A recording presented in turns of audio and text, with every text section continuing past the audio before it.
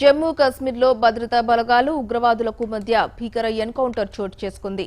కుల్గాం జిల్లాలో జరిగిన ఈ ఎన్కౌంటర్లో ముగ్గురు జైషే మొహమ్మద్ ఉగ్రవాదులు హతం కాగా ఓ పోలీస్ డీఎస్పీ మరో జవాన్ ప్రాణాలు కోల్పోయారు. కుల్గాం జిల్లాలోని తురిగాం ప్రాంతంలో ఉగ్రవాదులు నాకినట్లు పోలీసులు నిఘా వర్గాల నుంచి పక్కా సమాచారం అందింది. దీంతో డీఎస్పీ అమన్ ఠాకూర్ నేతృత్వంలోని పోలీస్ ఆర్మీ సంయుక్త బృందం ఘటనా స్థలానికి బయలుదేరింది.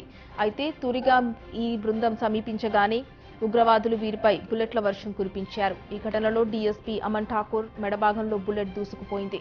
వెంటనే భద్రతా బలగాలు ఎదురుకాల్పులు ప్రారంభించాయి.